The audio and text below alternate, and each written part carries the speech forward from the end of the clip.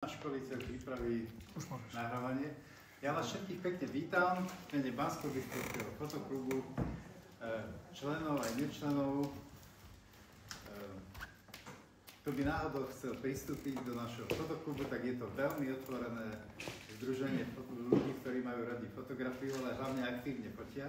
S tým sa tak trošku počíta. A máme zhruba raz za mesiac stretnutia, ktoré bývajú rôzne, niekedy je to nejaká exkurzia alebo nejaký výlet, niekedy si hodnotíme fotky svoje alebo iných fotoklubov. A tentokrát ďakujem Danovi Bulíkovi, to je táž taký podpredseda alebo tajomník, ako máš funkciu? nemáme funkcie, ktorý urobil krásnu tabuľku, kde urobil niekoľko, je tam asi 10 návrhov na workshopy, väčšinu, možno že aj viacej, väčšinu z ktorých pravdepodobne bude mať Martin Dubovský, náš fotoguru, tak ho môžem tak predstaviť. A ešte len poviem, že aktuálne je tu teraz výstava, myslím, že to je Amfo, že? Amfo, ale v máji bude výstava, nebude vernisáž, ale boli tu pred 2 rokmi, 2 roky sú to či 3. Boli tu fotografy zo Spiša, Spišský fotoklub, alebo neviem, vlastne je to fotoklub, ale neviem presný názov, ale zo Spiša. A fotili Banskú Bystricu, takže v máji tu bude výstava, ako stihli za jeden deň nafotiť Bystricu oni, ale aj niektorí Banskobystričania. Takže ste pozvaní v máji na ďalšiu výstavu. A týmto ja končím a odovzdávam slovo Martinovi Dubovskému a veľmi sa teším na tento color management. My čierno-bieli fotografi, to je niečo pre nás. Keď budem tu sedieť, budem zavádzať?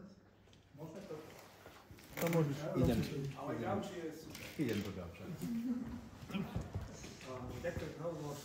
Vítajte. Ideme na to. Správa farieb alebo color management.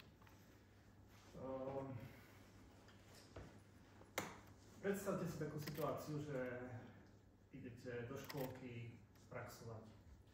Teraz chcete dať tým deťom nejakú úlohu a poviete im, že deti, nakreslite mi červené srdiečko. Teraz deti sa rozbehnú tam tie skrinky, kde majú tie pastelky tam a voskovky a fixky a všetko, pozerú si to na červenú papiere, sadnú si, začnú kresliť.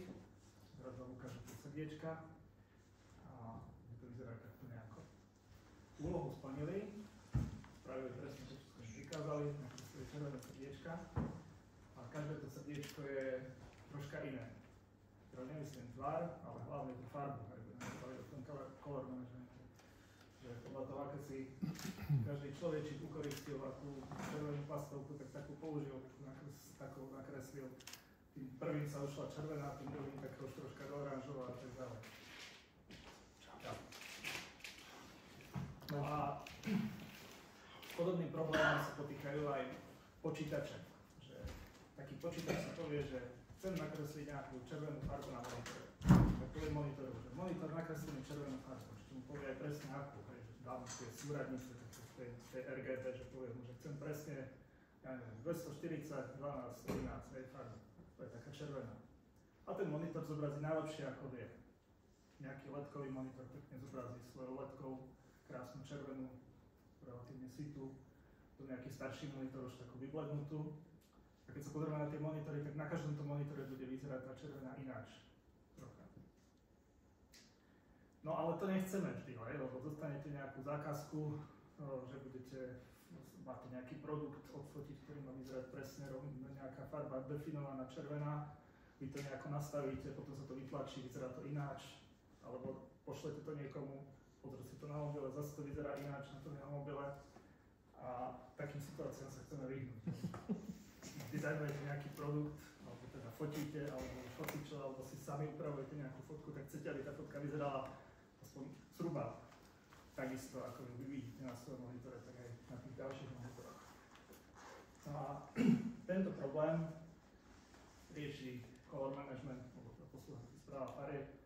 Ja budem troška asi prepínať medzi tou terminológiou anglickou a slovenskou, lebo väčšina materiálov, ktoré, ak si to budete sami študovať, tak tie termíny sú v angličtine. Takže kde budem vedieť, tak sa budem snažiť použiť obidva výrazy, ale niekde možno skončilo pri nejakom anglickom alebo slovensky, ani neviem. Čiže správa farieb alebo core management je spôsob, ako zabezpečiť, aby farby vyzerali rovnako, bez ohľadu na akom zariadení si ich pozeráme. Teraz, čo ten core management je a čo nie je, lebo aj napríklad Dano, keď pozýval na túto akciu, tak tam napísal, že aby ste vedeli zladiť fotky z jednej série, alebo že ako to odfotiť pri modrej a zlatej hodinke, tak toto color management nerieši, že to, že ako si my chceme nastaviť, aby tie farby vyzerali. Color management rieši to, že aby som ja ako fotograf alebo grafik správne videl, že čo v tom súbore naozaj je, že v tom súbore sú zapísané nejaké farby a ja ich potrebujem vedieť presne, že aké v tom súbore sú farby. Alebo keď to chcem vytlačiť, tak potrebujem, aby sa mi to vytlačilo nejako predvídateľne, aby som neminul 30 listov papiera, kým trafím nejakú farbu, ale aby som sa tam troška rýchlejšie dostal. Takže táto téma je čiste taká technická. Kto chcete v tomto momente odísť, alebo sa začať pozerať do mobilu, alebo si pospať, tak kľudne môžete. Lebo ja som to teda tak cvične ukazoval túto prezentáciu mojej manželky, ktorá je veľmi šikovná, inteligentná a múdra a pri nejakom slajde mi tak povedala, že toto musíš zjednodušiť, alebo ako bral som nejakú takú vzorku, že proste človek, ktorý o tom nič nevie, tak že ako to bude vnímať, teda bol taký troška test, ale teda upozorňujem, že toto je taká téma, kde sa bude riešiť, že aké farebné priestory, ako čo vyzerá a tak ďalej, hej. Všetci ste o to vedeli, hej? Ale to je to strašne zaujímavé. Prečítali sme si to. No. Už to ide.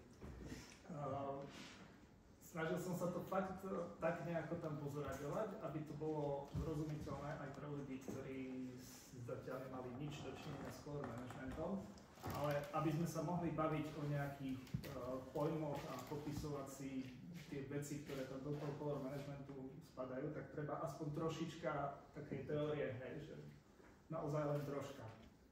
5 slajdov, alebo koľko to dáte. Ak sa začnete nejako hravať v tom core management, dajte si do Google, že core management, tak na polovičke obrázkov vám vyletí takýto nejaký diagram. A tento diagram je dosť dôležitý na to, aby sme chápali rozdiely medzi tými zobrazeniami na tlačiarni, na monitore, čo je to sRGB, čo je to Adobe RGB, čo je to ProPhoto, hej, že tie také termíny, ktoré sa vám tam možno v nejakom dialogu teraz, keď exportujete fotky, ukážu, ale veľmi neviete, že o čo ide. Tak aby sme ich trocha pochopili, tak sa to veľmi dobre ukazuje na tomto diagrame. Tento diagram vznikol v 20. rokoch 20. storočia. Sa robili výskumy, kde sa skúmalo, že ako ľudské oko reaguje na farbu. Zistilo sa, že máme teda aj tyčinky čapiky. Čapiky sú 3 druhy a každý ten druh je citlivý na zhruba iné farby, iné spektrum svetla energetické. Dalo by sa tak rozdeliť, že tá červená, zelená, modrá. A to veľmi zjednodušilo potom následne zobrazovanie farieb vo fotografii, na počítačoch, na displejoch, pretože nemusíme oku dávať presnú farbu, ktorá sa vyskytuje v prírode, ale stačí mu dať tie 3 zložky a oko si z toho vie vyskladať ten istý vnem, ako keď vidí nejakú danú farbu. Na tomto obrázku, keby bol správne zobrazený, sú zachytené všetky farby, ktoré vie človek vnímať. Takýto obrázok sa ale nedá správne zobraziť, lebo neexistuje žiaden taký projektor, ani monitor, ani tlačeň, ktorá by ho vedela správne vytlačiť, čiže on je len taký približný, tento obrázok. Tam na tej podchove okolo, to sú farby dúhy. Predstavíte tú dúhu a teraz tam máte modrú, zelenú, žltú, oranžovú. To sú tieto farby po tomto okraji. To sú najsitejšie farby, to sú spektrálne farby, monochromatické, iba jedna frekvencia. A smerom do stredu toho diagramu, do tohto bodu, vlastne strácajú sítosť. Takže tuto sú najsitejšie, smerom sem strácajú sítosť. Tento diagram má jednu veľmi príjemnú vlastnosť.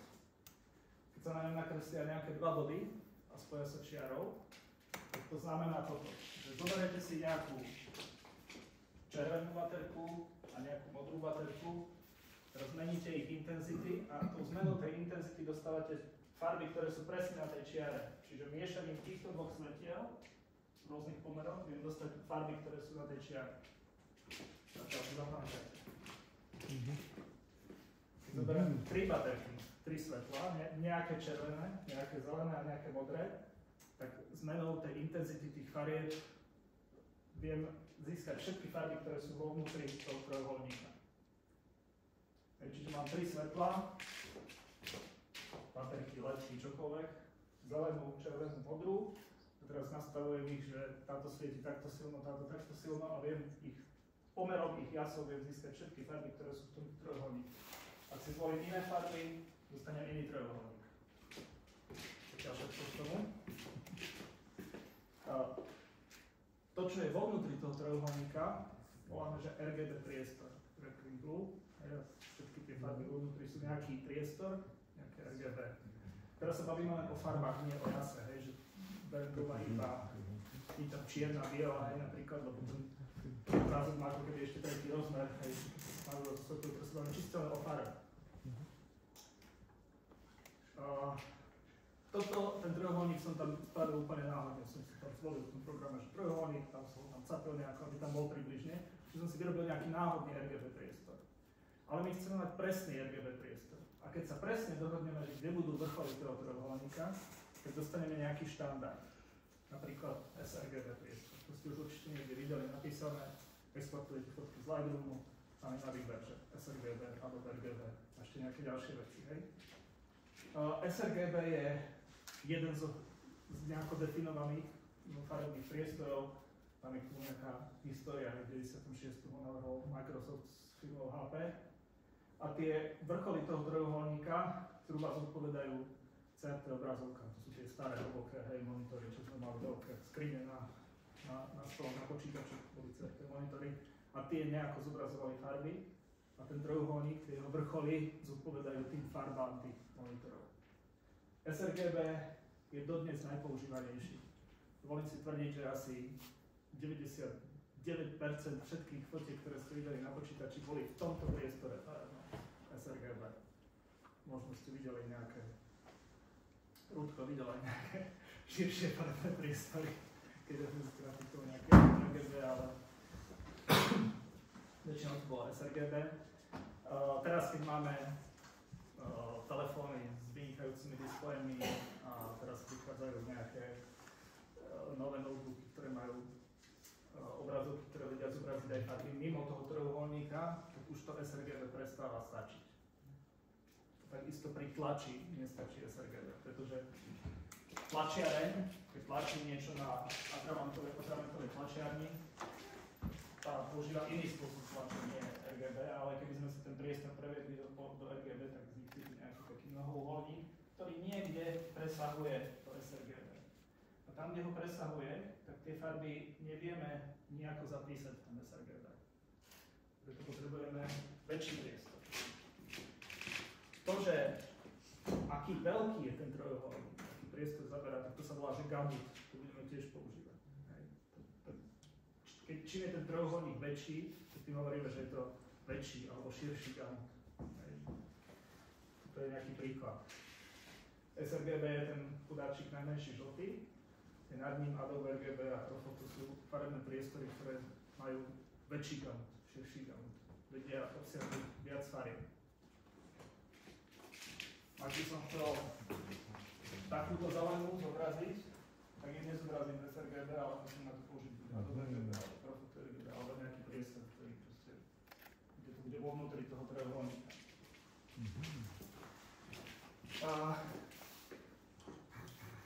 Napravo sú spomenuté, že zhruba, kedy sa používa Adobe RGB, bol vyvinutý firmou Adobe a slúžil práve na to, aby sme tam vedeli zahrnúť aj farby, ktoré sa dajú vytlačiť, ale neboli sRGB, tak vtedy bolo dobré použiť Adobe RGB alebo nejaký ešte širší priestor. aby sa tá tlačereň teda využila. Hej, keď si túto fajn tlačereň, ktorá vie tlačiť super si, to je také farby krásne, tak aby som ich aj vedel nejako uložiť do nejakého súboru, tak potrebujem väčší priestor na to. A to je ten Adobe RGB. Profoto, tam sa zmestí všetko, hej, že ten Profoto už obsahuje skoro všetky farby, až tam na nejaké zelené a dole niečo. iPhone je napríklad na archiváciu, hej, že keď spracujem mravko a chcem si už ten spracovaný obrázok niekde vyexportovať, tak keď ho dám do Profoto, tak to mám aj do budúcnosti zabezpečené, že keď prídu aj iné ďalšie perfektné monitory, ešte sitejšie farby, tak v tom Profoto tá informácia bude. A to si ako uložíš, alebo kde si to si exportuješ, alebo čo? Napríklad môžem teda prerušiť túto Takže v Lightroome už je Profoto možnosť? Hej, samozrejme. Hej, v Lightroome od jak žival, odkedy Lightroom vznikol v 2007. Hej, že napríklad mám takýto obrázok. Photoshop teda? Ako? Aj v Photoshope sa? Aj v Photoshope, hej. Teraz si dám, že chcem ten obrázok uložiť, hej, dám si export. A tuto máte, že color space. Vidno to, hej? Či nevidno? No, slabšie. A tuto máme napríklad, že Display P3, Adobe RGB, Profoto RGB, hej? Tuto je Profoto RGB. Taká pripomienka, že keď ukladáte do Profoto RGB, ale to na konci ešte ukážem, že prečo tak zvolíte, že 16-bitovú farebnú hĺbku. To je preto, že tým, že ten priestor je veľký, tak tam potrebujem viac tých stupňov, lebo by sa mi mohlo stať, že vznikne taká posterizácia. Mám tam nejaké slady pripravené, ale na základe včerajšej skúšky som ich prehodil na koniec ako nejaký bonus. To ešte bude chcieť. No ale to je len export do tých JPEG a podobných. Hej? Čiže RAWko, keď si uchovám do budúcna, tak bude mať možnosť meniť tieto priestory. Či? Áno. RAWko je RAWko a RAWko není vo farebnom priestore. RAWko sú proste dáta, ktoré boli prečítané zo senzora. Treba ich nejako interpretovať a môžeš ich interpretovať v nejakom farebnom priestore. Lightroom interne pracuje v nejakom farebnom priestore, ktorý je vrcholy toho farebného priestoru sú identické s Profoto RGB a volá sa Melissa RGB. Thomas Knowles Adobe pomenoval ten priestor po svojej manželke Melise, ale to sa nikde nevyskytuje, hej, to je proste nejaká úplne, že interná záležitosť Lightroomu a Camera Raw, a on to pomenoval tak romanticky po svojej žene, takže vlastne vy keď robíte s fotkami, alebo exportujete, tak je to taká pripomienka na manželku Thomasa Knolla. Mám taká perlička. Čo to spraví s veľkosťou súborov potom? S veľkosťou súborov to nespraví nič. Pretože ty vlastne len zväčšíš vzdialenosť medzi tými farbami, hej, tým, že to natiahneš. Za to aj hovorím, že keď to dávaš do Profoto, tak ty ho môžeš dať ako 8-bitový, ale odtedy by mal rovnakú veľkosť, hej. Ale odporúča sa 16-bitový, aby tam nevznikla tá posterizácia. Ale to je tak na okraji, nechcem vás úplne pliesť, môžem to na konci ešte lepšie vysvetliť potom. A to súvisí s tým, že ten JPEG farebne vyzerá inak, ako keď si pozriem JPEG v nejakom programe a potom si pozerám RAWko v Lightroome na tom istom monitore, tak to vypadá úplne inak farebne. Či to nesúvisí s tým? Spomeniem, môže a nemusí to súvisieť. Skôr to nesúvisí, skôr ide o nejakú chybu. Pretože ako dnesko vidíte, že aké sú rozdiely medzi tými farebnými priestormi. Zatiaľ prídem k tomu. Môžem si to pamätať a prídem k tomu. Môžeš sa k tomu spýtať vlastne? No. Že keď povedzme pracujem vo Photoshop RAW, hej, upraviť si fotku, dám export a spýta sa ma, že convert to working space, tak to je asi ono, však? Áno, to je ono, že kým robíš v tom RAWku, kým tam posúvaš tými posúvatkami, tak robíš v nejakom, nie naozaj, ale teoreticky neobmedzenom farebnom priestore, kde sú všetky tie farby, kde môžu byť. Otázka je už, že čo z toho dokáže zobraziť tvoj monitor. Ja mám celkom dobrý monitor, že môžem zobraziť. Ja mám Adobe RGB, ja asi 99% Adobe mám na to myslím. Ako máš správne nastavený a naozaj používaš ten profil k tomu monitoru, tak vidíš viac ako ostatní ľudia, ktorí majú SRGB, že vidíš aj farby, ktoré ostatní nevidia. Ale keď to exportuješ potom do sRGB, tak tie farby prídu. Všimol som si ten rozdiel, že keď som dal, že save to working space a save to akože konvertovať, tak keď som konvertoval, tak potom tie farby boli inakšie, keď na dôchodkách. Ukážem to potom prakticky, hej, že k tejto časti prídem, kde vám ukážem aj prakticky, ako sa s tým robí vo Photoshope, čo to urobí, kedy to ako vyzerá, kedy sa to môže zmeniť, kedy sa to len maličko zmení a čo to znamená. Ja by som sa ešte chcela v tej schebe farebnej opýtať, že ono to vyzerá, že tie zelené ako keby sa nemohli do žiadneho toho gamutu vpratať, je s nimi nejaký väčší problém ako s inými odtienmi? Tento diagram, alebo graf je troška skreslený. Že, keď tuto sa troška posuniem vo farbách, alebo tuto keď sa posuniem, tak tuto to hneď spoznám, je malý rozdiel. Ale toto je ako keby tak umalo natiahnuté, že tuto už sa to musí veľmi posunúť, aby som vôbec okom videl nejaký rozdiel. Čiže toto síce vyzerá ako veľká plocha, ale v skutočnosti to nie je až tak veľa farieb, ktoré by som vedel okom rozlíšiť. Z čoho si to môžeš pekne všimnúť alebo uvedomiť, že všetky obrázky, ktoré si tu teraz videla, boli v tomto duchu druhoholníku, alebo teda druhá väčšina. Že všetky boli v tom sRGB, čiže toto sú nejaké ešte sitejšie farby, ale už nie až tak, že akože okom to nevnímaš až taký veľký rozdiel, ako keď sa pohybuje na túto časť toho grafu. On je aj taká interpretácia s takými elipsami, že kde to pekne vidno, že ako citlivo oko vníma zmeny, tak to je to také najcitlivejšie a to je to najmenej citlivé. A tam, kde je biela, tam vlastne nie sme schopní vnímať tie kombinácie. Nie, že ich nie sme schopní, takéto farby ani neexistujú. To sú proste úplne nereálne farby. Že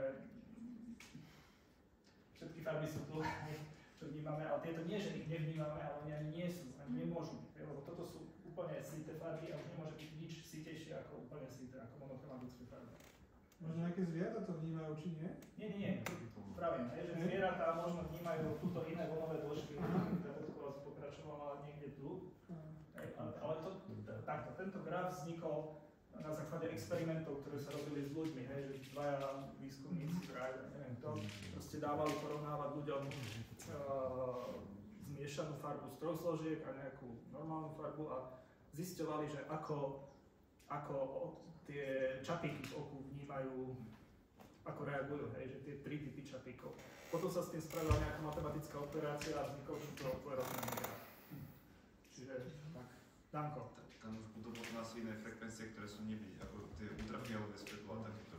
Áno, len pravím, že tento graf odráža to, že ako vníma človek farbu, že tento nič nehovorí o nejakých živočíchoch, ktoré majú senzory aj na iné vlnové dĺžky, že toto je čiste o človeku, tento graf. To je vnímanie spektra človekom. Ako, teda už keď zabrdáme do takýchto vecí, že vidíte, že to profoto vytrča aj do tých nereálnych farieb, čiže ja keď dám v profoto nejakú farbu, že iba modrú, že 0,0255, tak to je farba, ktorá neexistuje. Ten monitor mi ju zobrazí, pretože ten color management ju prepočíta na najbližšiu, ktorú vie zobraziť, ale taká farba v skutočnosti neexistuje. Ani nemôže, ani nejako. Nemôže nejaký mantis shrimp to vidieť, viem, že oni nemôže, lebo to je proste, že taká farba nemôže byť, nie že ju niekto nemôže vnímať, ale ona nemôže byť, lebo chápeš, čím ideš do bližšie k monochromatickému svetlu, že je to iba jedna vlnová dĺžka, tak tým je tá farba sítejšia. A už nemôžeš spraviť sítejšiu ako jednu vlnovú dĺžku. Ja, to nedá. Toto je také zhrnutie tých základných farebných priestorov, ktoré som teraz rozprával, na čo sú vhodné, na čo nie sú vhodné. Ak si nie ste istí, že aký použiť, neviete, že či komu ten súbor idete poslať, alebo na tlačiareň, alebo mineľám idete poslať, neviete, že či vie pracovať s farebným priestorom, sRGB použite. Síce o nejaké farby prídete, ale je isté, že ten príjemca ich zobrazí dobre. Pretože sRGB, ak mám nejaký súbor, kde ani není v ňom priradený nejaký farebný profil, tak sa vždycky predpokladá, že je to sRGB. Čiže sRGB je najbezpečnejšia možnosť.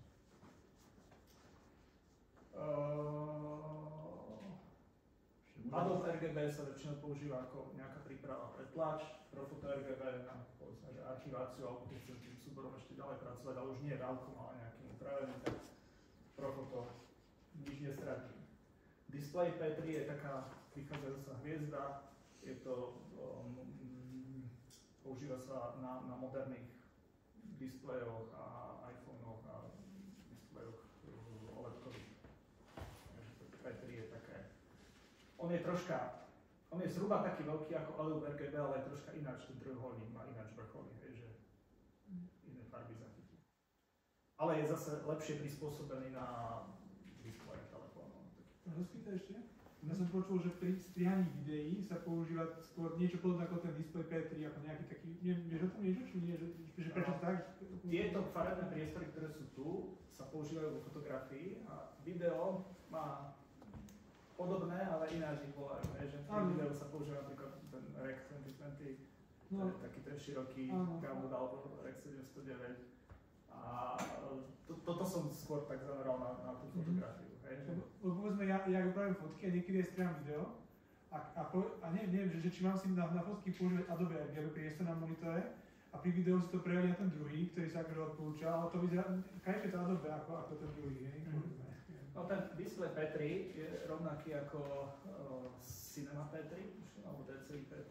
DCI P3, hej, ten má rovnako vrcholy, ale má tuším ináč gamu nastavenú. Aha. A tak. Že či je to naozaj lepšie akože upravať to v tom, alebo potom je to jedno. S videom nemám veľmi skúsenosti, že všetko, čo som robil, tak je s fotkami. Museli by sme si to nejako vyskúšať, alebo čo, hej. Neviem. Jasne. Neviem, do videa som veľmi nešiel, tam sú tam nejaké zvláštnosti. Martin, prosím ťa, pri tom Adobe ten 16 bit, ten má zmysel? To má význam? Ak chceš si byť istý, že tam nedojde k nejakej posterizácii, tak 16 bit je. Není to až také dôležité ako pri tom Profoto, že ten Adobe RGB je 406 8 bitmi. Niekedy to vidno tie, no. Ale... Niekedy to vidno. A na poďaku, čo máš nastavené? RGB alebo Adobe? Aj Adobe RGB, ale mám konkrétne nastavené sRGB, ale je to jedno. Keď fotíš do rávka, tak je to jedno. Takže to je len, ako sa to zobrazí. To, čo sme si doteraz sa o tom bavili, to sú pracovné farebné priestory, working color space. Tie sú nezávislé od zariadenia, nie sú priradené k žiadnemu konkrétnemu typu monitora, k ničomu. To sú proste nejaké priestory, v ktorých si definujeme farby.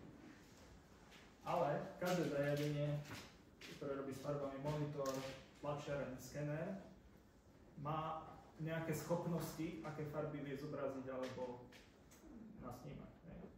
A k týmto zariadeniam existuje nejaký farebný profil. Je to tiež ten RGB priestor, ale je špeciálne predané zariadenie.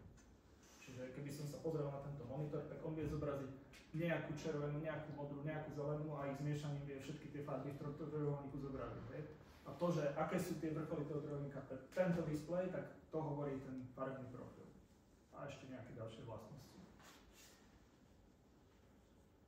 Napríklad farebný profil monitora obsahuje tieto informácie. Gamut monitora, to je ten veľkosť toho trojuholníka, potom, že ako je definovaná biely bod a potom, že ako, keby ste si dali strednú stupnicu, hej, od 0 po 255, tak ako strmo stúpa, hej, to je tá transfer function. To je zobrazenie jasu, hej, alebo ako je jas zakodovaný v tom.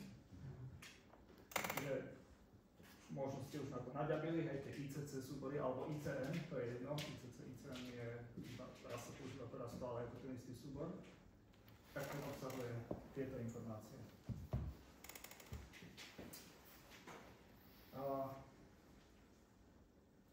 Kalibrácia monitora.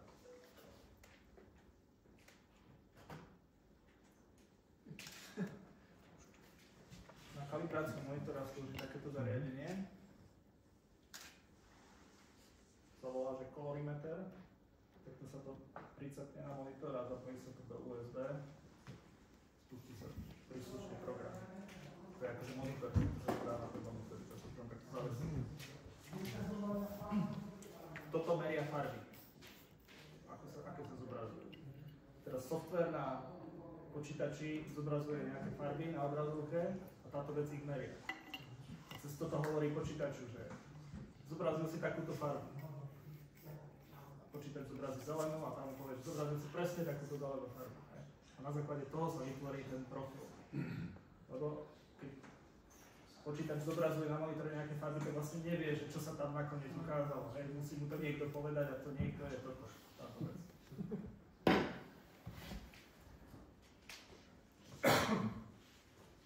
Ďalší nejaký?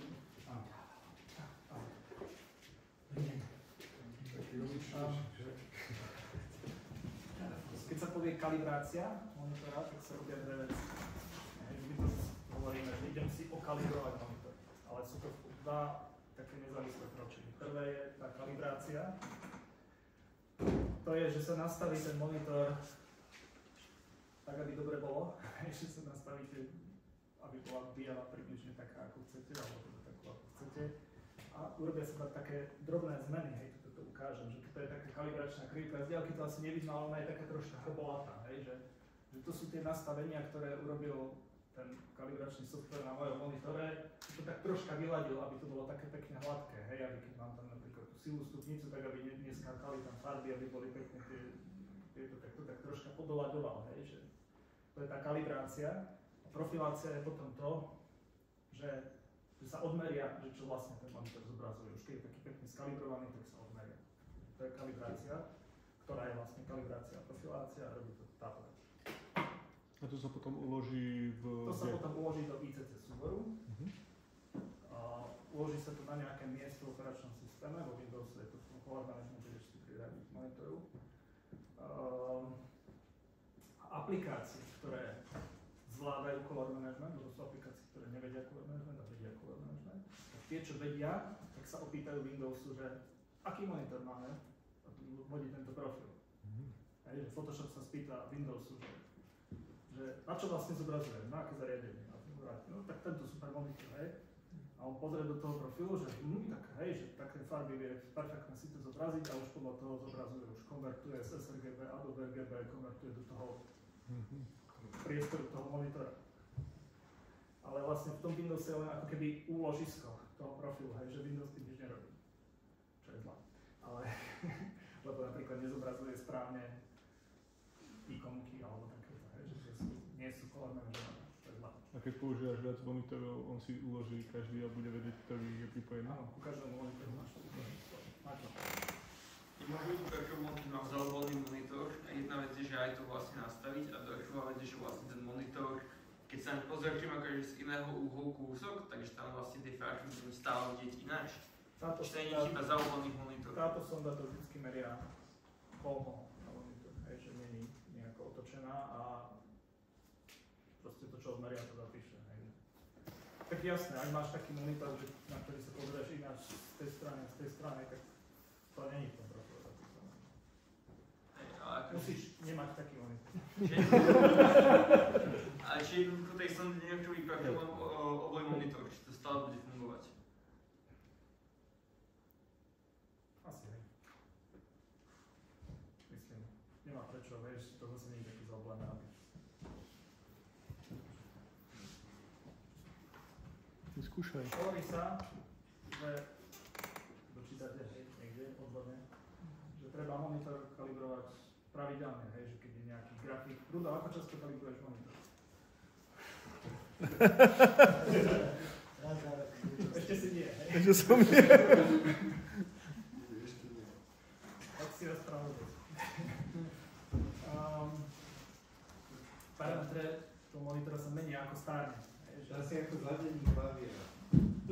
Presne, výborný príklad ladenie klavíra, hej, že síce niekto neladí vôbec, ale má to svoje čaro potom, ale tak sa úplne rovnaký aj s monitorom. Taká smutná ukážka, pre mňa smutná je toto, hej, to je stárnutie monitora na mojom monitore, našiel som v tom softveri ešte dáta z veľa rokov, ten monitor má asi 17 rokov, je to veľmi dobrý monitor to bol, hej, že to zobrazoval skoro celé Adobe RGB, keď bol mladý. Takže toto tu je sRGB potiaľto, toto žlté je Adobe RGB a toto farebné to je ten monitor. Bolo perfektné, hej, Adobe RGB. Tak to vyzerá teraz. Keď to prekalibruješ, že sa vieš tomu vrátiť, alebo už nie vôbec? No, akože viem si pozrieť, že ako to vyzeralo. Ten software tam vie nahrať tie dáta, ale ten monitor už vyzerá. Keď tam nahrám tú starú kalibráciu, tak vidím, že aký je zoslabnutý. Na novo sa to určite navráti, že stárne tá obrazovka, hej. Že už tak to vyzerá. Čiže tie farby, čo sú v tom trojuholníku, tak stále zobrazuje presne, hej.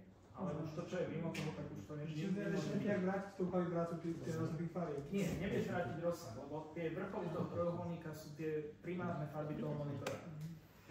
Nevieš ich posunúť už, to je už proste fyzicky, tak to vyzerá. Mal som tam veľa kalibráciu uložených, tak keď som tak prešiel kurzom, tak to bolo vidno, ako sa tak posúvalo rokmi, že do tohto stavu. Ešte je možné, že stárne tá sonda, hej.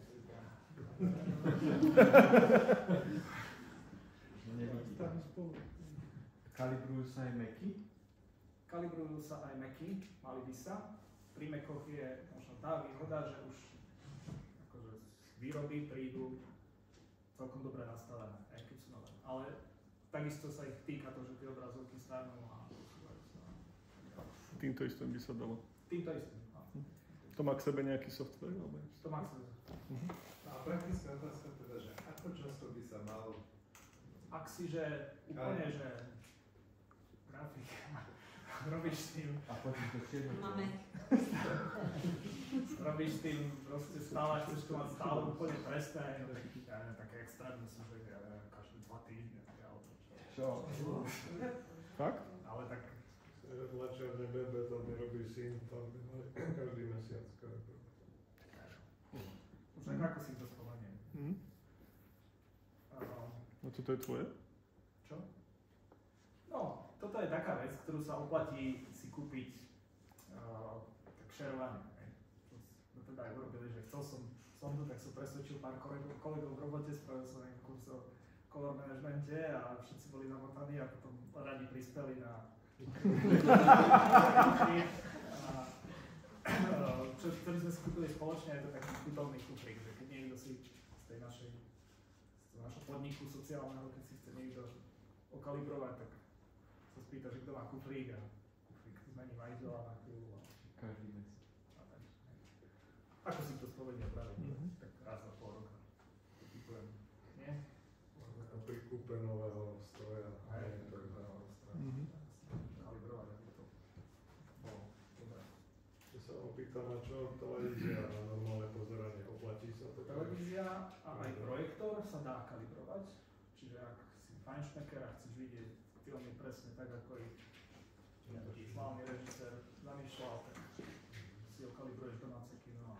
Tiež to robíš ty, áno, ale táto nevie projektor robiť, ale sú aj také, že čo dáš normálne takto na statiu pred toto, má tam číslovku.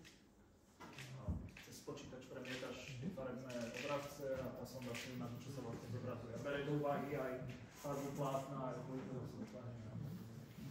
Dá sa nakalibrovať aj display na foťáku. Dajme to, máme nejaký starý foťák, mám pocit, že už jednoducho tie farby na tom displeji sú iné ako potom... Dá sa odmerať, ale nedá sa nakalibrovať, lebo tomu foťáku nevieš povedať, že ako by mal upraviť ten disk na ten displej. Ale vieš si ho odmerať, že až ako zle je to.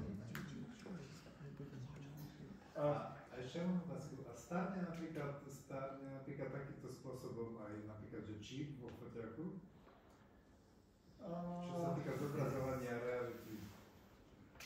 Nestretol som sa s tým, aj som si to skúšal vyhľadať, ale netrpia asi takým problémom. Tým asi, že to aj jednak, že to nevydáva svetlo, hej, že a tie farebné filtre, ktoré sú na tom čipe, sú väčšinou v tme, čiže nie je to praktický problém, rozhodne to nie je praktický problém, hej, že možno by si niečo... Že netrpia tak, že niečo... Hej.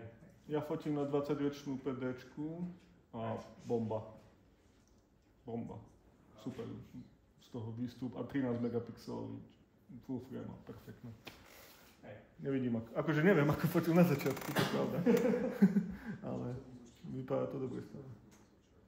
No, to vždy tam doladíš ešte, aj keď vydáš čo hej. Kalibrácia tlačiarne... Ešte ja k tomu sRGB, Adobe RGB.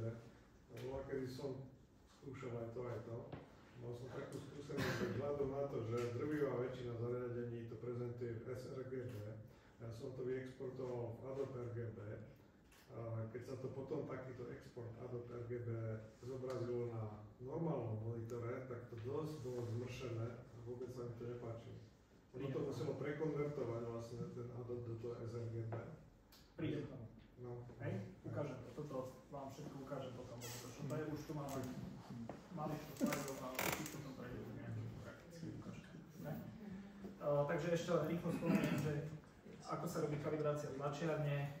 Robí sa tak, že na tlačiarni sa vytlačí takéto niečo. Áno, jasno. Tak robot to fotí čierno-biele.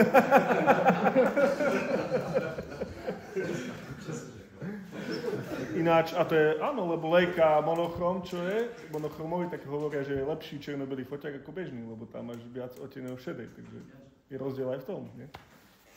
Hej. No tak tlačiareň sa kalibruje tak, že sa na tlačiarni vytlačí toto s vypnutým color managementom, úplne bez všetkých korekcií, akýkoľvek. Hej. Sa vytlačí toto a potom sa zoberá takýto merač, to bolo tiež v freaku. A potom sa takto po jednom tie terčiky. A tlačiareň, čo má skener, tak viem, že sa dá aj tak na nejaký robia. Ale musíš mať ten skener okalibrovaný. Hej, ale to chcel povedať, akože to ako nakalibrovať, tak vytlačiť, dali na skener, a potom sa dalo to nastaviť. Existujú kalibrátory, také spektrometre automatické na kalibrovanie tlačiarní, ale je to že fest drahé. A je to fakt, že nejaké grafické štúdio alebo čo, že to potrebuje robiť často a toto by fakt, že prišli o rozum, keby mali tých 700 terčíkov, 729 konkrétne odmerať. Tak je také zariadenie, ktoré to vie robiť, ale není to na domáce použitie, že to už toľko kolegov nemá, aby som ich presvedčil. Koľko stal tento kuflík? Stalo okolo asi 500, Euro, nie. 300. To bolo menej euro. Tak 300, ale menej nie. Ale to už je staršia vec, hej? Má asi 15 rokov. 15? Ja som spolu majka. Takže toto je na monitore, toto je na tlačiarni. Ešte sa chcem opýtať, monitory, ktoré sa prezentujú, že majú stavanú kalibráciu, tieto ako robia?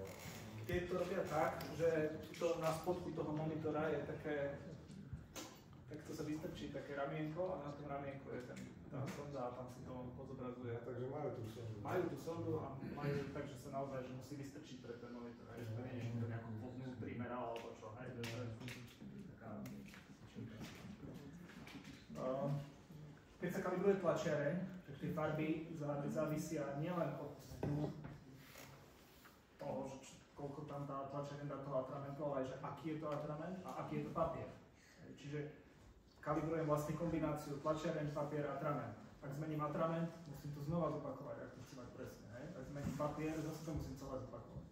Vytlačiť proste, ten profil je platný pre tú trojkombináciu tlačené papier a atrament.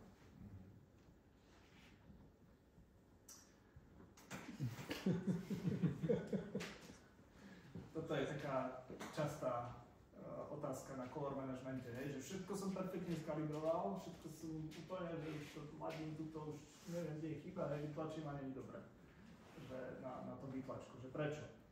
Už monitor, keď zobrazuje farby, tak vidíme len to, čo ten monitor zobrazí, hej, proste akú zobrazí, tak takú vidí, keď mi tam nejaké prudké svetlo nesvieti alebo čo, tak proste je tam tá farba, hej, ale farba toho výtlačku veľmi závisí od toho, že aké svetlo na to dopadá a akú má kvalitu to svetlo, že aké má spektrum. A preto sa, keď chcem vidieť, že tá fotka naozaj vyzerá, hej, ako bola okalibrovaná týmto, no tak potrebujem na to nejaké kontrolované podmienky, že nejaké svetlo na to musí presne definované svetlo na to dopadá. A riešenie je teda toto sú také, co to volá nejaké, že viewing booth, no, taká, že pozeracia budka, hej, alebo skrinka, alebo taký stôl, kde je nejaký zdroj svetla, perfektný zdroj svetla, ktorý má super vlastnosti na to a tam sa pozerajú tie veci. Samozrejme, že doma to nemáme, takže odporúčam pozerať to na dennom svetle. Že na slnku v tieni, ale tak Neprší. alebo mať takú nejakú žiarovku aspoň zhruba rovnakej farby, ako mám na monitore. aj také nejaké lepšie monitory mám takú striežku, nie? Že vlastne, aby tam... No to je ale na monitore, na monitor nesvietlo svetlo, hej, že teraz hovorím o tom, že o pozeraní výtlačku, hej, že buď teda toto, ale to z nás nebude povedomol, alebo teda na nenom svetle. No a potom si tam ešte spomenul, že soft proofing, že čo je to soft proofing? Soft proofing je to, že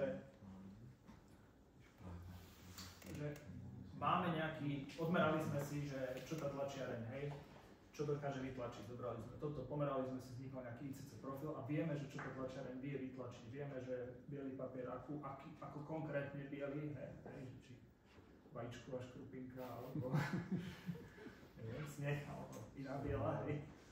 A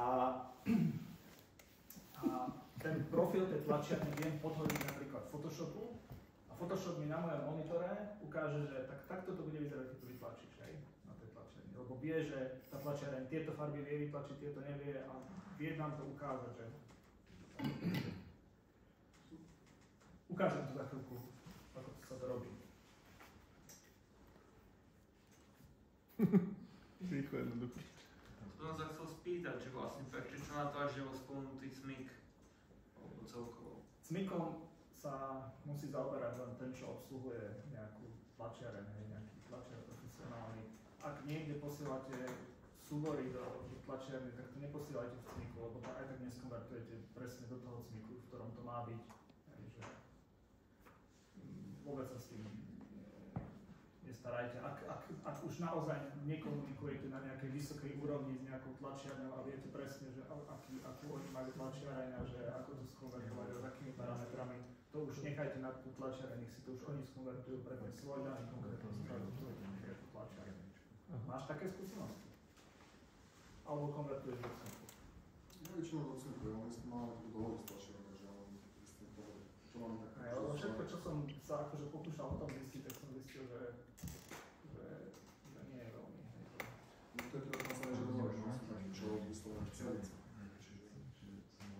Skúsenosti sú veľmi. No zase ja, čo som mal možnosť s nejakým tlačiarným komunikovať, tak sa mi nezdalo, že to má úplne jasné. Ale hej. Ja možno mne sa už stalo, akože kedysi som zalamoval nejakú knihu a tlačiareň mi vrátila, že fotky nie sú v cmiku. Tak ja som im to konvertoval, ja som ich iba po Photoshope prehodil. Akože... No hej, tam je strašne veľa parametrov, ako sa to dá spraviť správne a zle, hej, že keď je konverzí do cmiku. Tak to ja som neriešil, oni chceli ode mňa no, cmiku. Lenže ono potom je to tak, že to tlačiareň to zase musí do toho svojho cmiku prekonvertovať, vieš. A hej, akože rozumiem tomu, hej, že to tak chceli a že to tak teda prebehlo, ale nie som o tom presvedčený, že je to dobrý spôsob, ale nechám sa poučiť nejakým človekom, čo sa do toho Tlačiarni. Tie cmiky sú mať taký podobný rozdiel ako pri tých RGB? Áno, ale je to iný spôsob miešania farieb. Toto je, že začínaš tmou, máš na začiatku je nič tma a do toho pridávaš svetla, keď pridáš RGB, tak to nikde biel.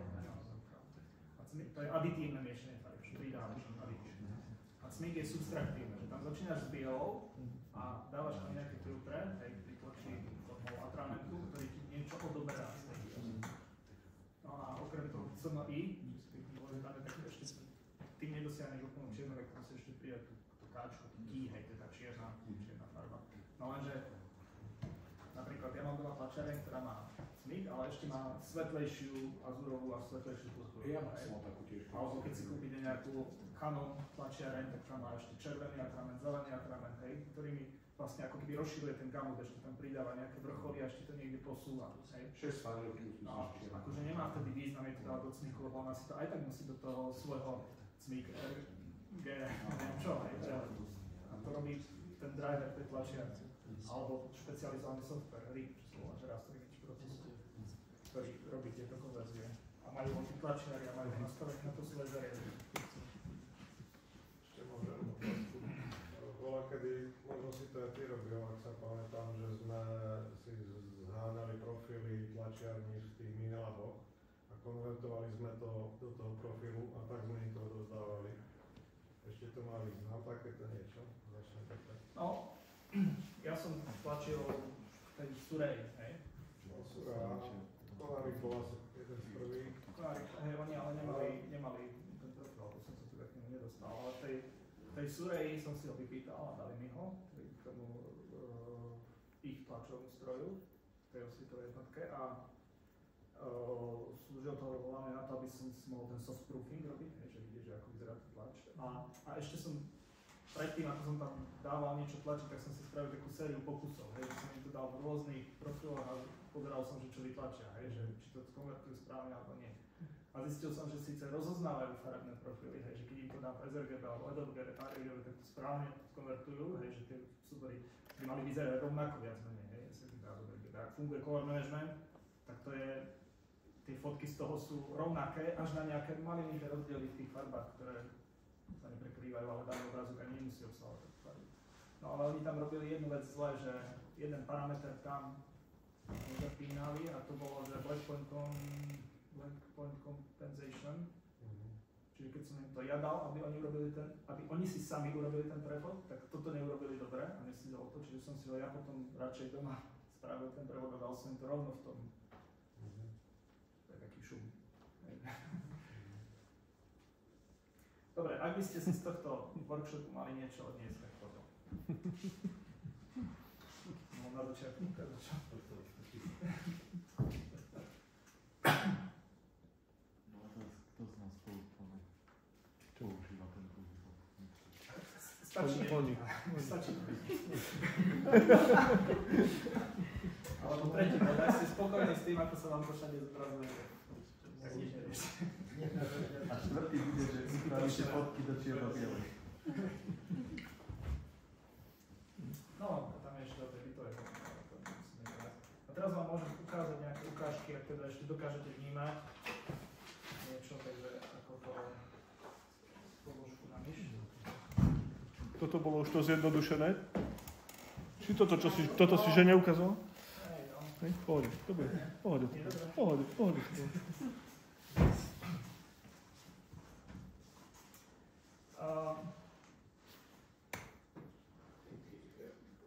Aby som vám mohol ukázať nejaké tie veci, že aký je rozdiel medzi tým Adobe RGB a sRGB, tak musíme mať také zobrazovacie zariadenie, ktoré vie zobraziť to Adobe RGB. A nemáme. Hej. Tak som použil takú troška fintu, že som priradil nesprávny profil, tomuto aj moje obrazovke, aj tomuto projektu som priradil taký široký profil z môjho monitora, ktorý mám doma. A tým pádom teraz nezobrazuje dobre farby v Lightroome, ale to si nevšimnete, oni sú len troška menej síte tie farby. Ale budem, no tak, oni sú troška menej síte, ale zase budete tam vidieť rozdiely medzi tým Adobe RGB a sRGB. Ešte raz, tie farby nebudú správne, ale budete vidieť tie rozdiely medzi nimi. V Lightroome asi robíte viacerí, hej, tak ukážem vám v Lightroome nejaké praktické veci tomuto. Keď importujete RAWka do Lightroomu, tak sa nemusíte starať o žiadnu konverziu.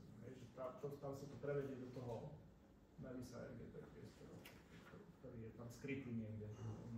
Týmito posúvatkami si nastavíte farby také, aké chcete. Ak chcete vidieť, že ako to bude vyzerať sRGB, tá fotka, tak môžete použiť funkciu soft proofing. Funkcia soft proofing sa vám zobrazí, keď ste v tejto develop časti, vyvolávam.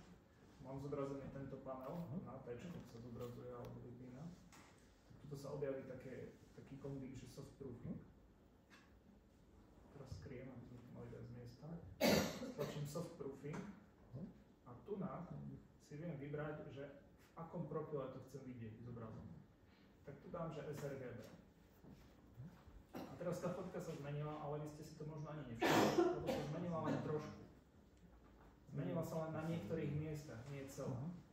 Keď idem kurzorom tu doprava, na túto ikonku, vidno to tam, v tom Instagrame, kliknem na toto, tak sa mi začervenia oblasti obrázka tých farieb, ktoré v tom sRGB sa nedajú zobraziť. Čiže keď ten obrázok vyexportujem do sRGB, tak tieto farby nebudú správne. ale to nebudú správne, bude len troška. V tomto prípade, hej, ukážem vám to. Budem teraz preklikávať medzi zapnutým a vypnutým softproofingom. Všímajte si hlavne túto modrú vec dole, oblohu tu na klare, ale iba v tejto hornej časti a túto zelenú, karimatkovú zelenú, táto farba, tak na tej sa to bude najviac meniť. Vidíte to troška? No a to je všetko, hej, čiže keď mám takýto obrázok a vyexportujem ho do sRGB, tak sa mi len takto troška zmení a len v tých oblastiach, ktoré som ukázal. Hej. Čiže týka sa to len niektorých farieb. Môžem ukázať ešte, ja som vybral také obrázky, ktoré práve obsahujú tie farby, ktoré sú v Adobe RGB, ale nie sú v sRGB, aby to bolo vidieť. Hej. Táto karimatka je pekný príklad, hej, že všimajte si, že teraz keď to preblikávam, tak sa mení len tá karimatka. A teraz je ktorý profil? Toto je široký. No, tie farby tam nejdú až do kraja toho profilu, ale povedzme, že sú niekde. Tá karimatka je niekde v Adobe RGB, ale už mimo sRGB, hej? A teraz keď na to kliknem, tak tá karimatka sa posunie na najbližšiu zobraziteľnú farbu z sRGB. No, a takto si môžem vyskúšať napríklad aj tlačiarne, ako to bude vyzerať na tlačiarni. Čiže ja tu mám profil z mojej tlačiarne. Keď si to tam dám a zapnem ten softproofing, to mi ukáže, ako to bude vytlačené. Ak si všimnete, tak sa troška aj zníži kontrast, pretože tu mám zaškrtnuté takéto políčko, že simulate paper and ink, že má akože simulovať farbu papiera a najhlbšiu čiernu, hej, najhlbšia čierna.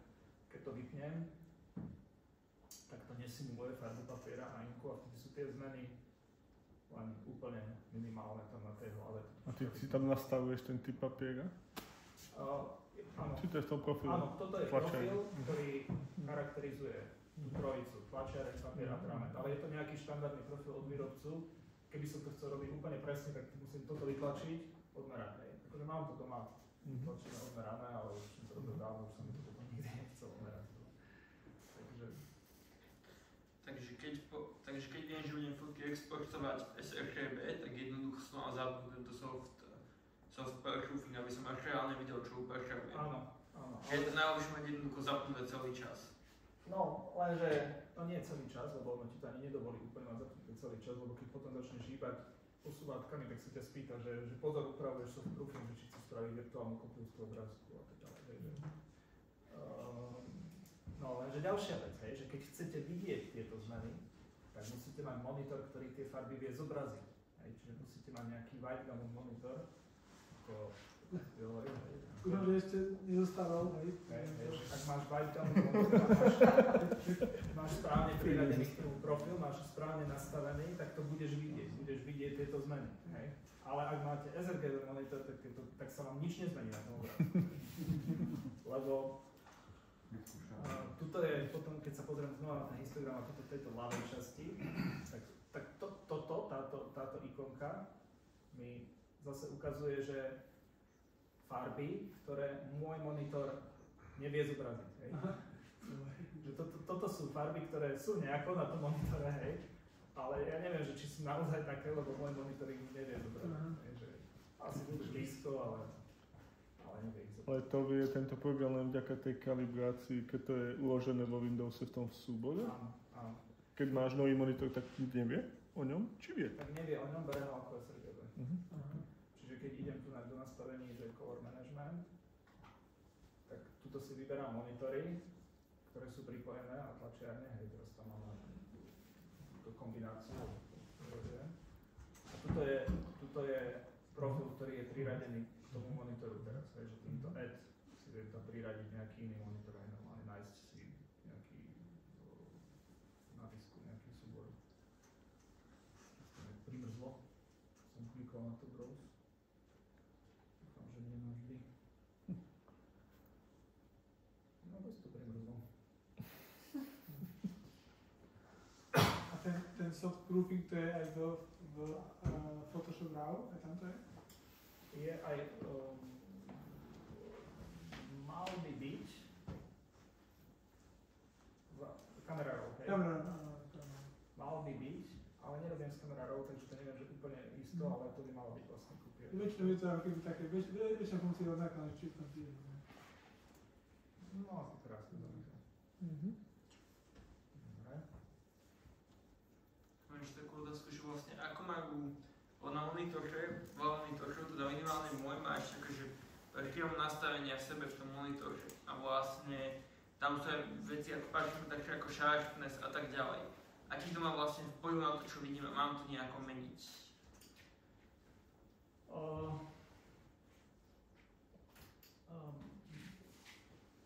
Takéto sharpness a takéto to si nastavíš podľa teba, hej, tak aby dobre bolo, aby sa ti to pekne čítalo a všetko, hej. To neovplyvňuje farby, hej. Ale potom tam býva také nastavenie, kde máš rôzne také profily, že cinema, games a filmy, hry, hej, a takéto, kde sa ten monitor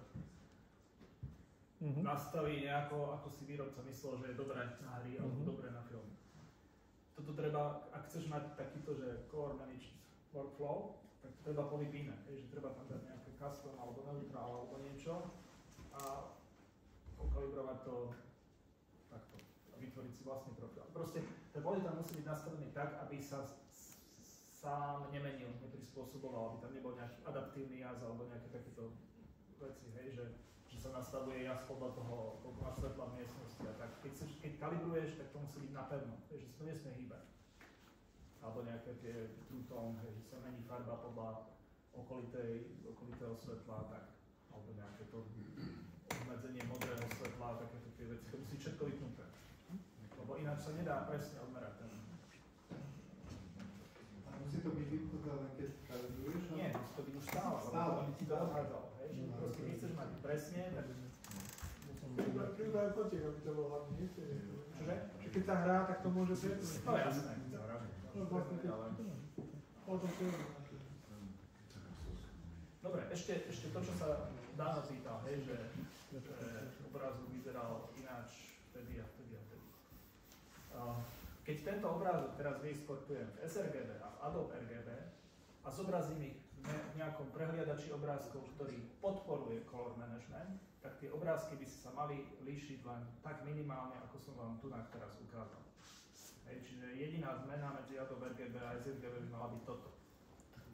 Ak sa líši viacej, ak sa tie farby úplne posunú, ten obrázok sa desaturuje alebo práve presaturuje, tak ten program, ktorý to zobrazuje, tak určite nepodporuje color management, alebo že tam není zapnuté, alebo není to tam povolené.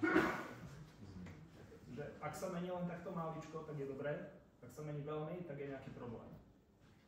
Môžem to ukázať teraz vo Photoshope, nejako nasimulovať to správanie.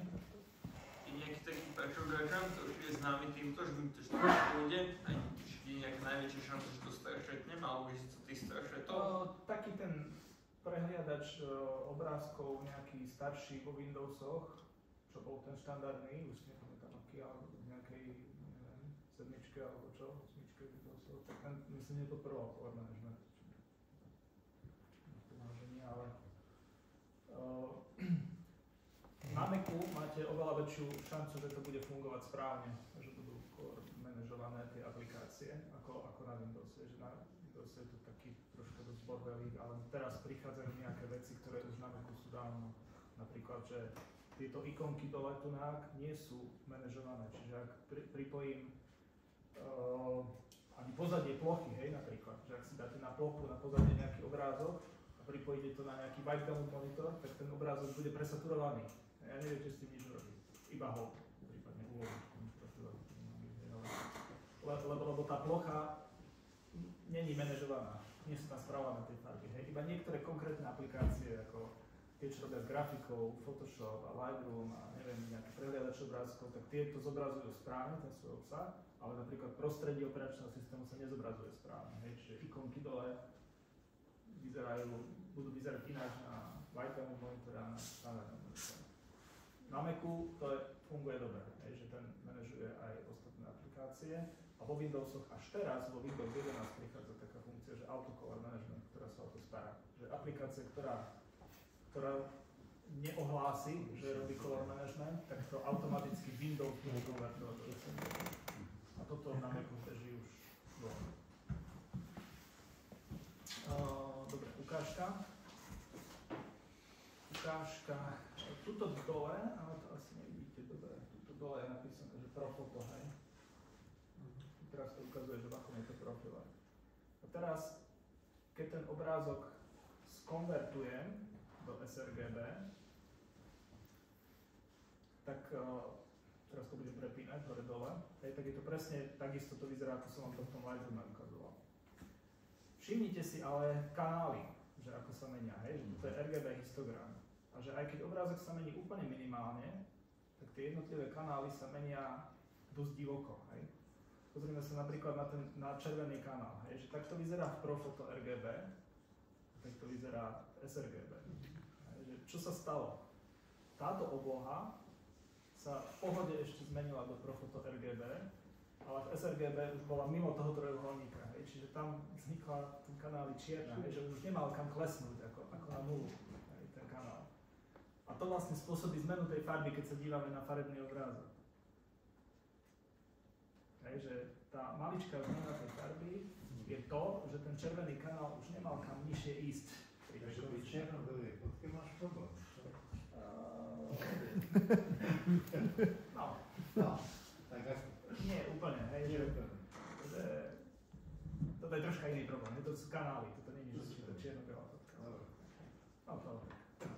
No dobre, a teraz čo sa stane, ak aplikácia nepodporuje color management, hej? Tak stane sa to, že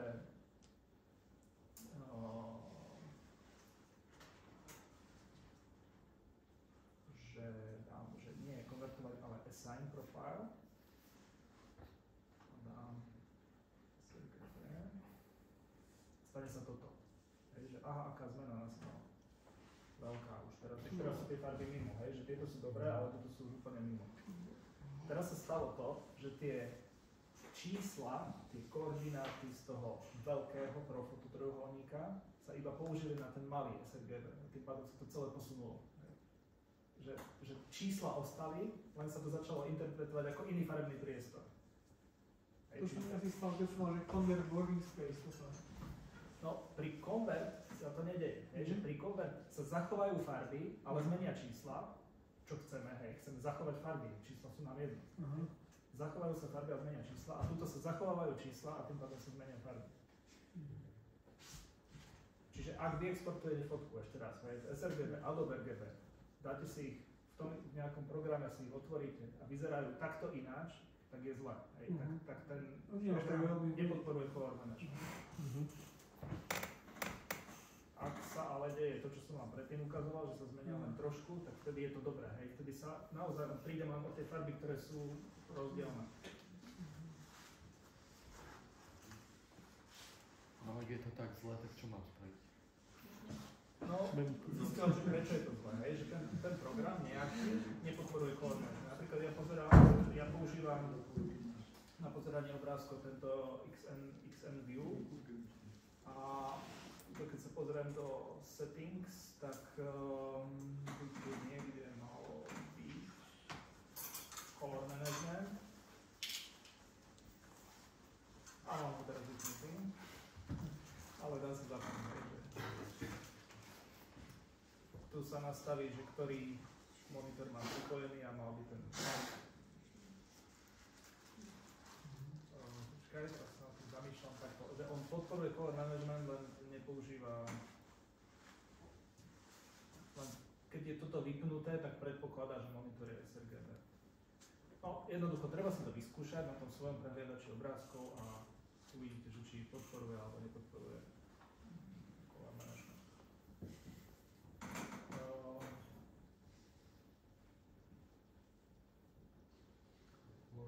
Otázky. Taká praktická otázka. Druhú väčšinu z tých fotiek šerujem cez Fotos Google. Fotos Google používa aký color management na spracovanie fotiek? Asi nie je úplne otázka, že Google Photos aký color management podporuje, ale či tvoj browser podporuje color management. Čo Chrome podporuje, ak to robíš v Chrome, Firefox asi tiež, Edge asi tiež. To, že či browser podporuje color management, tak na to sú také stránky, kde sa to dá otestovať. Ale ten Fotos Google ten tomu priradil nejakým vlastným, nie? Nie, mal by zachovať napríklad stránky, kde sa dá overiť, že či browser podporuje color management. Takže ak sa to, alebo že či máte tu máme takú inú stránku nejakú, som si neotvoril.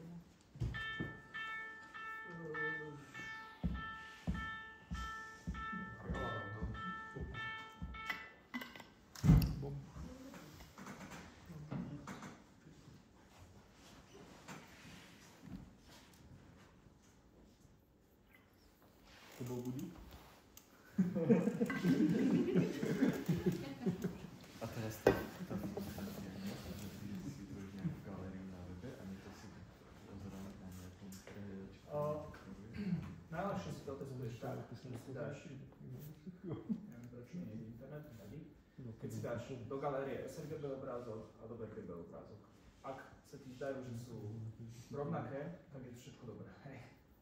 Ak sú tam nejaké výrazné také farby, tie mimo na perifériách, tak môžu byť troška iné, hej, ale ak je celkovo... Myslíš, že ho mám natiahnuť do Photosbooku? Hej, do Photosbooku. Čiže s takým aj s takým profilom a si ich porovnať, hej? Áno, porovnať si. Tu som vám chcel ukázať takú stránku, kde sa dá otestovať, že či browser podporuje color management, ale z nejakého dôvodu. To je. Martin, prosím ťa, a dneska sa dajú pozerať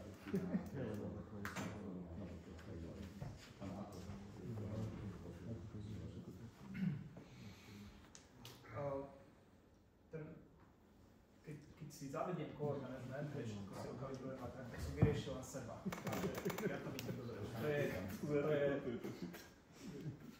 dôležité pre tých akože, tvorcov obsahu, content creators, že aby si videl, že čo vlastne robíš.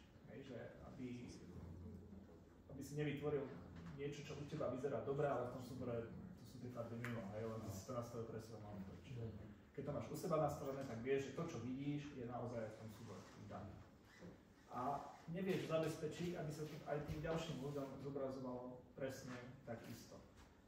Čiže tá situácia s color managementom sa zlepšuje, ale keď to chceš niekomu konkrétnemu alebo na nejaký účel použiť a chceš tam mať naozaj tie farby tie širšie ako sRGB, tak si to musíš vyskúšať, že či na danom zariadení sa to zobrazuje správne.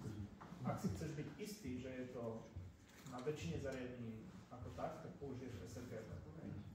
Sice je tam ten kompromis, že prídeš o nejaké farby, tie také pekné, výrazné, modré, karimatkové farby, čo som vám tam ukazoval, tak tie tam nebudú úplne presne tak, ako majú byť, ale celkovo ten obrázok bude dobré. Takže tie ostatné farby, ktoré sú v rámci toho sRGB, ktoré sú tam tak tie budú fajn. Alebo použiješ čierno-bielú fotku. No. Ale aj tam je to nie sranda. Kontrast, jas, všetko. Áno, lebo ten profil má viac vecí, hej, že to nie je len ten gamut, ale je to aj tá transfer funkcia, hej, že ako zobrazuje tie jasy. Takže, no, ale tak pri čierno-bielej už naozaj môžem použiť sRGB a vybavené. Takže to má vplyv na čierno-bielu, že ako ju vyexportuješ v akom profilu? Ak aplikácia podporuje color management, tak nie, to vyzerá rovnako, hej, to je to, čo pri farbách. Ale ak nepodporuje, tak áno, môže vyzerať ináč. Že budú napríklad príliš svetlé tiene. Takže má to vplyv na čierno-bielu. No, ale keď exportuješ čierno-bielu, tak to daj do sRGB a nerieš. Dobre. A sa zmestia tie farby. Dobre. Čo veci ako jednoduchšie ako kompresujú tie fotky, napríklad chcem dať fotku na Instagram, ale jednoducho nejakí ľudia teda už majú lepší displej, tak jednoducho zvýšim jej, nepoužijem sRGB, ale použijem niečo lepšie. Čo vlastne spračajú napríklad Instagram, kompresia alebo Facebook, že jednoducho ako to zmenšuje tú fotku a vlastne či to tým pádom nespračajú ten môj krok zbytočný, že to vlastne vráti naspäť. Tá kompresia nerobí nič s farbami, okrem toho, hej, že to môže nastať nejaké také rozštvorčekovanie alebo čo, hej, že, ale akože nemení farebný priestor. Kompresia samotná nemení farebný priestor, hej. To určite nie, ale môže sa stať, že tá nejaká daná služba si ten obrázok konvertuje na niečo iné. Čiže zase vyskúšať, hej, že daj dve fotky a pozri sa, že či vyzerajú rovnako alebo nie. No ale ja sa pamätám, pardon, raz som ti to aj posielal niekedy v noci, že som fotil nejaký nočný červený výjav, všetko bolo červené a keď som to posielal cez ten Messenger, že takto úplne tá fotka bola o mnoho nekvalitnejšia. A ty si mi hovoríš, že červená je problém, že Červenou je väčší problém. Tak, nepamätám si úplne tú situáciu, že neviem si teraz na to spomenúť. ale sama si hovorí, že v tom, že ona keď si upraví tú fotku, že ju nejako kompresuje, komprimuje, takže že tá červená sa zvykne zle zobrazovať. To si pamätáš, že si mi hovoril. Taký si všetko nahovorím. Fakt si nepamätám vôbec, že o čo tam išlo a A exportoval si to v čom? Lebo môže byť, to môže byť, že na monitore, ale ty zase nemáš taký nejaký veľmi wide monitor, takže by si to nemali byť červenú, až tak, výraznejšie, mal by si vidieť ako SRBB. Keby si mal nejaký, že wide monitor, ktorý vie zobraziť na blízko Adobe RGB a máš tam nejakú výraznú červenú a potom to vyexportuješ do sRGB, tak môže nastať takáto situácia, že ako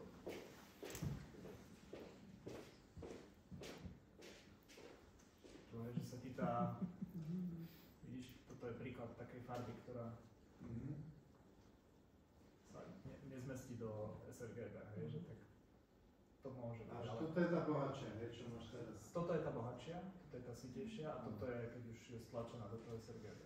Čiže keby som túto fotku teraz ju takto upravujem, tak to uvidím a exportujem do sRGB, tak vyzerá takto. A keď ju chcem tlačiť, tak ju teda sRGB alebo? No, keď ju dáš sRGB, tak prídeš o tú jasnú farbu, ale keď ju dáš napríklad do Adobe, teraz to ukážem, tak už ani neprídeš, vidíš, teraz sa to už nemení. To znamená, že do tlače je vždy dobre dávať tú Adobe? Áno, lebo ak tá fotka obsahuje sité farby, ktoré by sa ináč strátili, lebo keď to dáš do sRGB, tak to odreže tie farby. Dobre. Respektíve ich prepočíta na najbližšiu zobraziteľnú. To je sRGB, že body zvonka toho trojuholníka ich dá do toho trojuholníka. Takže v podstate všetko, čo by som chcel tlačiť, je dobre dávať do Adobe RGB, ale teda musí to tá tlačiareň podporovať, čo väčšinou asi áno, ale ak ideš tlačiť 100 fotiek na výstavu, tak si to samozrejme predtým musíš overiť, že musíš sa dohodnúť, že keď vám to pošlem v Adobe RGB, správne to skonvertujete a mi povedia, že čo je to Adobe RGB, ktorým to nebudeš posielať.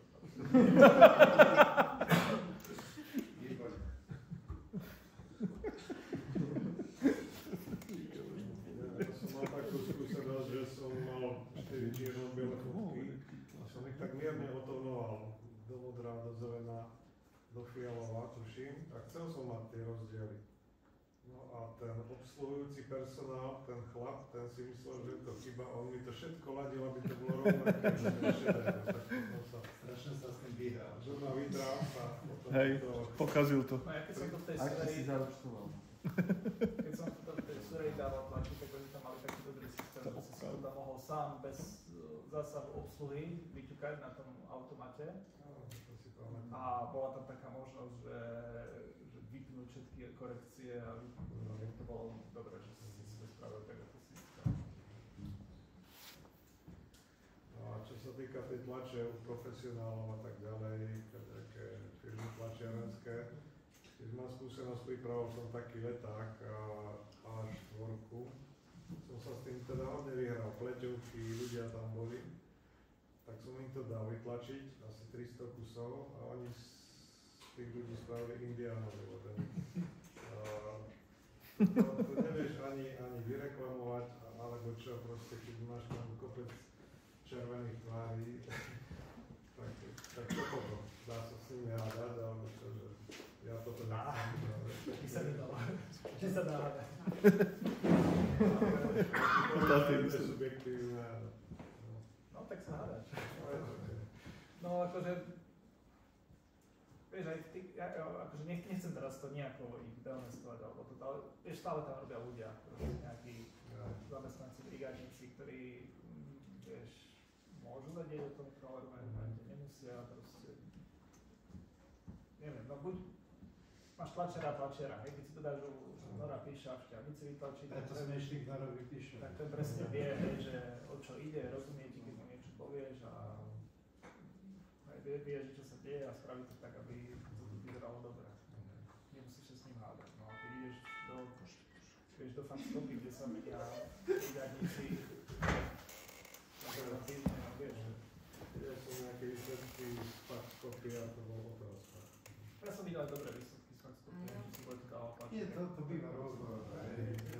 Rôznorodé skúsenosti. Ale treba si robiť na tlačke vždycky. Hej, no tak jasné, keď idem niečo viacej na výstavu tlačiť, alebo čo, tak je najlepšie tam prísť a byť tam, aj keď je to dobrá tlačiareň, tak aby ten nevytlačili 50 fotiek len sa ťažšie háda. Sú prijedné. Ale Hýža tam je pri každom papieri, čo ide z tlačiarne, tak kontroluje. No. Jasne, že tlačia knihy, aj Matúš Zajac. A Matúš Zajac, ten sa napríklad súdil s banskobystrickou tlačiarňou, lebo nemal dosť čiernej v knižke. No. A čo sa stalo? Vysúdil sa? Ja, vieš čo, tak neviem, myslím, že nič také nezískal, že to nejako to nehrali tak, ale on potom tie knižky tak porozdával a dal to vytlačiť ešte raz celý náklad.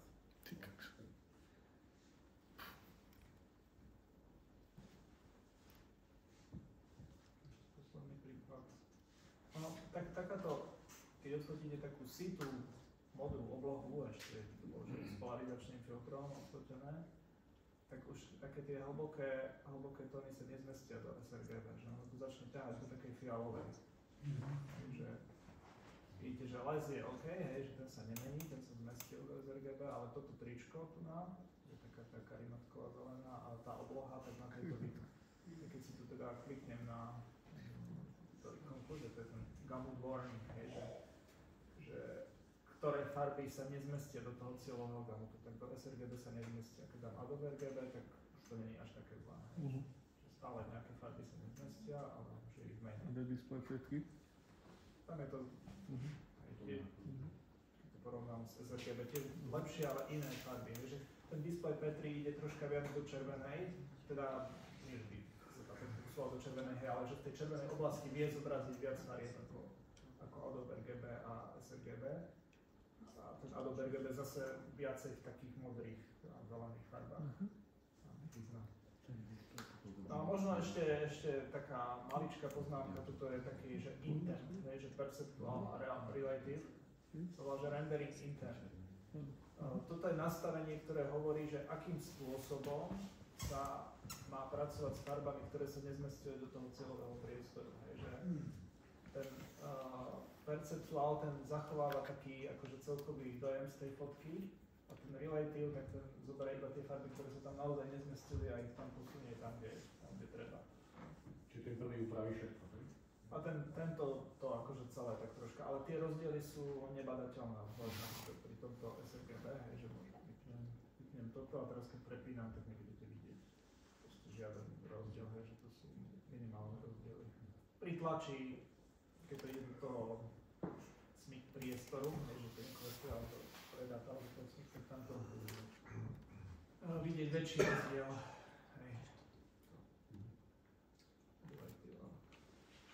Relative je taká skrátka, že to je relative colorimetry, keď to poviem ešte, že absolute colorimetry, ale používam si tieto dve, že perceptuál a relative colorimetry.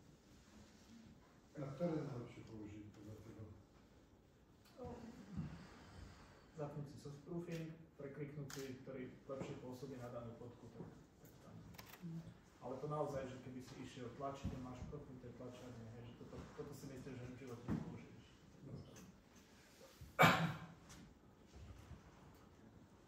No a teda ešte raz ten export dialogu, hej, že to je to nastavenie, že keď idete do toho JPEGu alebo typu alebo niečoho, tak tu sa volí, že color space, sRGB, alebo si môžeme dať Adobe RGB, alebo protokol, alebo čo iné.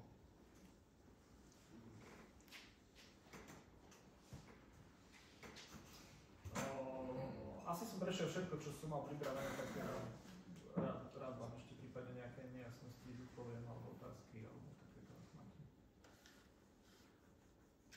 Všetko jasné, práve. Čiže keď mi to zobrazuje v tom JPEGu inak, používam zlý zobrazovací program. Alebo máš vypnutý color management, alebo nemáš nastavený profil monitora. A v Lightroome sa vlastne zapína niekde ten color management? Nie. Tam to je automaticky. Tam je to automaticky. Len musíš mať správne nastavené toto, že keď ideš do nás, to môžeš napríklad danému color managemente, že musí byť danému monitoru, musí byť priradený správny profil. Lebo toto je akože dialog z Windowsu, že to není z Lightroomu, toto je dialog z Windowsu. Tam je nastavené, že danému monitoru, tu je napísaný jedno názov, zrazu to tam tak nastavené. Tu máš všetky svoje pripojené monitory, ty máš len jeden, ale keď máš viacej monitorov, tak sú tu všetky vypísané a keď si na nejaký klikneš, tak tu to vidíš, že tento default, že ktorý ten ICC profil je priradený k tomu monitoru. No ako je spravený? No, keď použiješ toto, tak ten kalibračný software ti vypluje ten profil, ktorý tam musíš priradiť. Takto, ten kalibračný software to väčšinou robí sám, že ho tam sám priradí. Hej. Ale keby nie, tak si ho tam priradíš ručne. Potom ešte, ak by ste sa v tom hrabali, toto sú takéto advanced nastavenia, tie môžete smelo ignorovať. To je taká troška slepá vývojová vetva, by som povedal, že mysleli to dobre, ale dopadlo to. Ako vždy, že toto je nejaký pokročilejší color management, ktorý sa ale nezačal používať, že stále sa točí na týchto ICC profiloch. Čiže tieto ďalšie záložky môžete kľudne ignorovať. Je to iba vo Windowsoch, tak to ani nepodporujú, a tým sa to nerozšírilo a sa to nepoužíva, výrobcovia to nepoužívajú. Ja som myslel, že sa predsa len trocha dotkneme takého white balance a tak, to podľa teba nie je ekonómne. No to není color management, no. Akože dotknúť sa toho môžeme, ale je to... že tuto ide naozaj len o to, aby si videl, čo robíš, hej? Že keď to chceš mať do žlta, maj to do žlta a vidíš to presne tak do žlta, ako to je v tom súbore do žlta, hej? A keď to vypačíš, tak to bude takisto žlté. Ale to, že či je to žlté, alebo to nie je žlté, tak to je už tvoje, alebo je to nejaká iná téma, hej? Tak dajme 15 minút white balance, môžeme? No a čo tomu? Počkaj, ako je otázka, že... Ja mám hneď otázku. Že sme sa nemohli dohodnúť rovno na ďalšom workshope a druhý v poradí podľa bodov, 10 ľudí hodnotilo alebo bodovalo, tak bol práve Advanced Lightroom a tam by sa to mohlo vyskytnúť.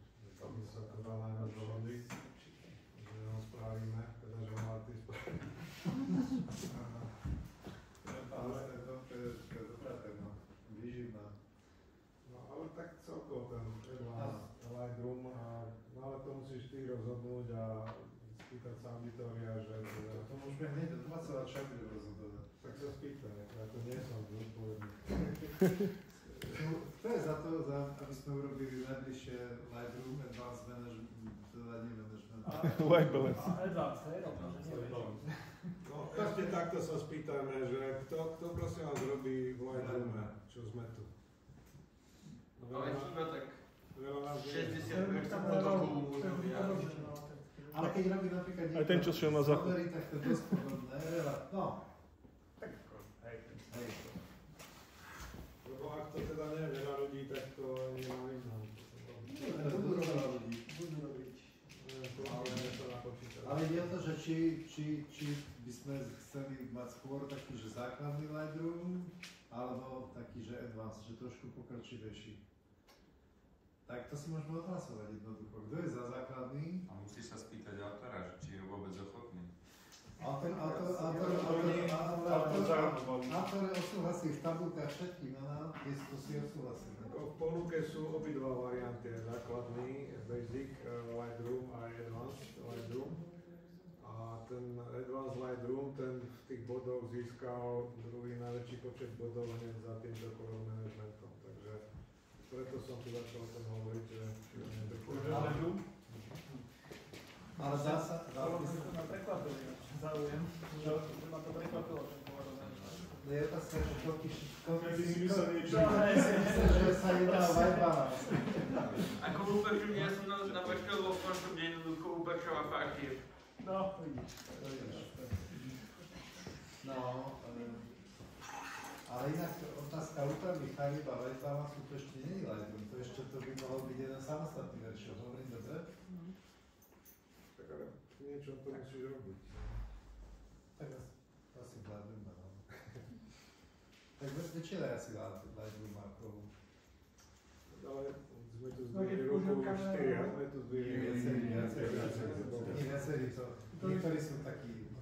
A chýba podľa mňa, že polka fotoklubu ak nevia. Môžeme to odsúhlasiť aj cez e-maily, alebo cez tabulku. No takto tá tabulka s návrhom tém, ktorý je asi 14, tá je stále aktuálna. To znamená, že stále sa dá pridávať body, čo sa zaujímate a čo by sme mohli spraviť ako aký workshop. Takže podľa nej sa môžeme orientovať. A vravím hneď po color managemente bol ten Advanced Lightroom, tak ja by som bol tiež akože za osobne, lebo hodne v tom robím a ja tvrdím, že v tom Lightroome sa spraví 50% fotky, alebo toho výsledku, ktorý ide vonku. To je subjektívne možno, ale dobre, to je môj názor. Takže, no a čo sa týka toho základu Lightroomu, tak na túto tému sme my, akože tajný fotoklub, mali asi 3 workshopy. Takže preto som to až tak nechcel opakovať, tie základy toho Lightroomu. Inak je o tom hodne literatúry a... Videá sú dostupné? Videá z tých našich, hej, jedno je, to čo som ja robil a o Lightroome, tak nejaké trojhodinové video tam je to všetko. Tak to sú práve také základy. Na YouTube tiež základy. Takže čo tak si odhlasujeme, tak kto je skôr za základy? Zdvihnite ruky alebo zdvihneme? Základy Lightroomu. Lightroomu. Moja babička by možno zakrala, hej, ale nie je tu. Tak môžeme ju rátať za teba, že 3. Hlasuj za mňa. Takže 3. A kto by bol za tú pokročilejšiu? Ale môžeme to urobiť aj tak, že môžeš nejaké intro urobiť, také basicové. Či čo je? Alebo úvod taký. A máte nejaké také nápady, že čo by ste tam chceli také advanced, alebo proste len vyberiem nejaké také špecialitky? To je dobrá otázka. No ja by som mal veľký záujem o tú pokročilú Lupačovú faktier, že už takéto, nie len to, že white balance, ale také veci, že napríklad keď si upačuješ vlastne satúráciu jednotlivých faktier a potom ešte taká tá pokročilá práca s maskami, že napríklad dominant masky a také veci. To by som tam aj plánoval. No, to je napríklad, že vieš, že mám nejakú fotku, ktorú by som chcel upraviť white balance, ja s tým idem, ale mi to proste zmrští tie farby, že vlastne chcem len niečo z toho niečím robiť. A ono to strašne prudko ide buď do celé to, když sa vyžltí, alebo viete, čo asi myslím, nie? No, však to vrátiš to naspäť, nie? Vrátim, ale tým to som nič neurobil. Znovu, že chcem do toho zasiahnuť tak separátne trošku, že... Som ešte tak pustil na ukážku, že ako prebieha kalibrácia monitora. Ale môžeš to spravať ďalej. No a pre mňa to Lightroom, ako určite to má kopec skrytých funkcií, ktoré sa mi nechce veľmi študovať a tak ďalej. Takže nejaké také typy. No, tak by som vybral také niečo, že čo je aj praktické, aj to nie je také úplne priamo čiare, že tam všimne a tak. No to aj to je taká dosť nová funkcia podpomožne, akože a fakt som to aj začal dosť používať, podivu. Tak, to možno ja to. Myslíš očumovanie? Či pridávanie chát, Či však krajiny. možné. Alebo odstránenie jednorožcov. Odstránenie Tento kábel dneska to je inak. Odkonárované. To je úplne ako stvorené na... Ale A zase mi sa páči kábel. tu kabel.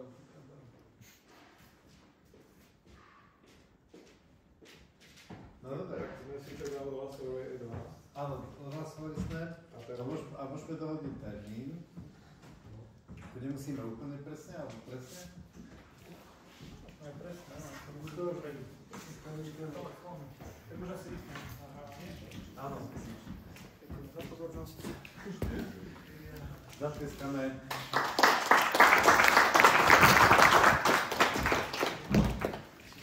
Bolo vidno. Máme to náhradné, nemáš nič. Vyzerá, že áno.